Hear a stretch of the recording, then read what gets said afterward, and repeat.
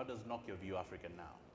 Yeah, I think if you look at Africa, and I think Secretary Clinton said that best, Africa is not a continent or a bunch of countries you can ignore in a future world.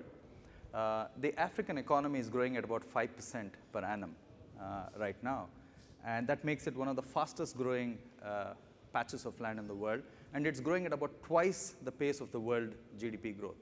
So there's no way any company can afford to ignore Africa. If you look at the top 10 countries of Africa, 6 of the fastest growing economies in the world are from Africa. There are, of course, challenges also. The poorest countries in the world are also in Africa. Okay? They're equal measure, challenges as well as opportunity. I believe in terms of doing business in Africa, a lot of people have a notion that Africa is not easy to do with. If I were to give you a comparison vis-a-vis Brazil, Russia, and India, who are part of the big emerging economies of the world, it's easier to do business in Africa than it is to do business in Brazil, Russia, or India. Next, you look at the sheer demographics of Africa. You have more than 1 billion people, a very young lot, so there is absolutely no way that anybody can ignore Africa in a future world. And I believe Africa is at the cusp of something very unique. If you look at the history of nations and continents, there are 3 things which are coming together right now in Africa: mobility, internet, and social networking. That unique combination is not something that any country has seen in the last 50 years. If I were to go back to a similar unique combination, it was America in the 1960s, the automobile revolution, young population, and television. Okay? So that sparked a huge innovation culture at that point of time. So there's something unique happening in Africa, and I believe Africa is the place to bet on in the next decade. So, as we think about business, and as startups begin to think about business, one of the biggest questions to begin to consider for Africa, because Africa is very big on mobility, is what sort of impact can mobility have in Africa, especially now that a lot of startups are investing towards the area of mobility. Yeah, I think mobility will have a dramatic impact in Africa, and equally I think Africa will have a dramatic impact on mobility. It will be both ways. If you look at the last 100 years and you look at big technologies, railways as one, that was the steam technology, railways, airplanes, plane phones, and now mobile phones. It took the first 3 technologies anything between 50 to 70 years to reach 80% of the world's population. It took mobility under 20 years to reach 80% of the world's population. And especially in Africa, which is the size of 3 Americas, okay, in terms of land base, physical infrastructure has always been a challenge. But digital infrastructure, and specifically mobility, can overcome many a physical infrastructure challenge. And I think that's where mobility plays an extremely important role. Second, almost every study has shown that a 10% jump in penetration of mobility definitely gets you about a 0.8% or more growth in GDP. So is mobility good for the citizens of Africa? Absolutely yes, there's no doubt about it. Next, in terms of governance, okay, sharing of information and what access people have to information, that's all thanks to mobility. Okay, I believe mobility will have a very huge influence in Africa. It will restructure the society, and it will restructure the way information is gathered and disseminated. And speaking of governance, Africa is very much led by governments within the space. A lot of Africans defer to government for direction on where the economy is and so on will go. So in your view, what is government's role in building ICT or the general ICT space in Africa? Oh, I think they have a huge role because all governments need to focus on one scarce resource when it comes to mobility, which is the allocation of spectrum. And I think the philosophy and policy which a government follows on allocation of spectrum determines the growth of the mobile sector in that country. Okay, if you're too protected, okay, or the government takes a protectionist view, then it doesn't really work out. Okay, that's one. Second is the number of players you bring into the telecom sector.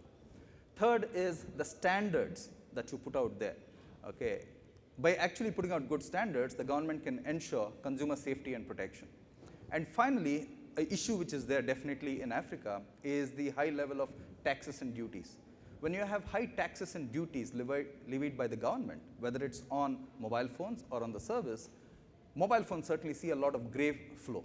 As a result of which, the government loses more revenue than gains as a result of high taxes. That equation is not something many governments understand.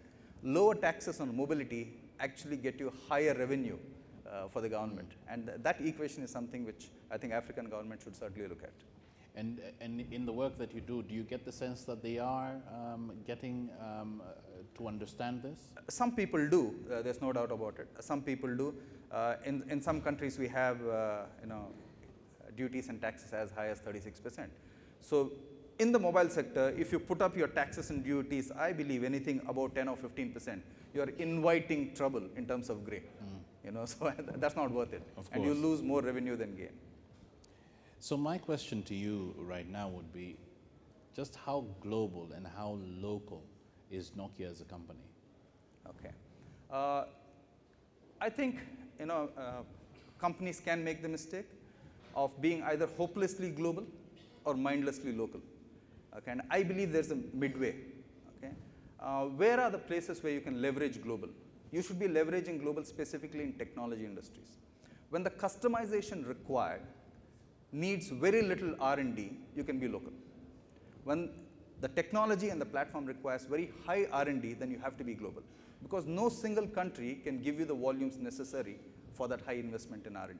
Okay, so that's the first one. So you can have global architecture, you can have global platforms, you can have a global brand name. But almost all business models, almost all execution, okay, almost everything to do with people has to be local. You cannot win with a global mindset. And why does this challenge between global and local occur? At a first level, it happens when a country is at risk, what we call economic risk. A country is at economic risk either because of governance or because of taxes, duties, things like that. Whenever a country is at risk, most multinationals tend to go global. Okay. When a country is doing exceedingly well in terms of economy and prosperity, then most companies tend to go local. Okay. And I think that's the big challenge always to really manage. So if you look at Nokia, our brand is global. Okay. A lot of what we do as technology is global. But our applications is completely local. Our services is completely local. If you take something like location, which is available in 11 places here, it's completely local. Okay, our people are completely local. Our presence is completely local here. And that's the kind of commitment that Nokia has here. And when you look at a global company's commitment, people typically tend to look at, do you have a plant? Okay, do you have something else? I believe a global company like Nokia, its commitment to Africa has to be measured in the time and effort we invest here, the ideas and the people. Take this day, for instance. Today we have Vice President Gerard, UC, who's head of government relations, Anthony Stonefield, who's head of our applications ecosystem. They're all spending time here, crafting the ideas, shaping the ideas, and giving feedback. That kind of commitment and contribution, not very many companies do, and I don't think society at large appreciates that. They appreciate money dollars more than the time and the effort. In terms of, Africa's the largest population in Africa. If you look at the demographic segments, majority of the demography is youth. I'd like to hear more about your attitude towards, that population, and also how you perceive their contribution in terms of contributing to the development of Africa. Yeah. Throughout history, the youth have defined the characteristics of a country or a continent, and I don't think Africa will be any different. 70% of the African population is under 30 years of age, okay? And almost all of them have been born after independence. It's a huge, huge strength, okay? They've seen no war, they have not seen strife, they've been born after independence, okay? I believe youth will change the way I think the society will look at business as well as democracy. There'll be a huge catalyst for openness, transparency, and democracy. Why will they do that? Because they are the biggest consumers of information. Equally, they'll be the biggest generators of information. Okay, they'll generate a lot of information, and they will provide society with a lot in terms of their point of view. Okay, the challenge for youth in Africa will be how global do they want to be, and how rooted in local they want to be. Okay, that's the challenge which I see repeatedly amongst the youth, and that's a challenge which I know most people have had in the world. It's not any different. I personally see that Africa's productivity will be dramatically higher because this set of people will be more educated, will be richer, and far better off than any generation in the past. Wonderful. And now we're going to get into the business of the day. And the business of the day is that we're going to be watching the demos.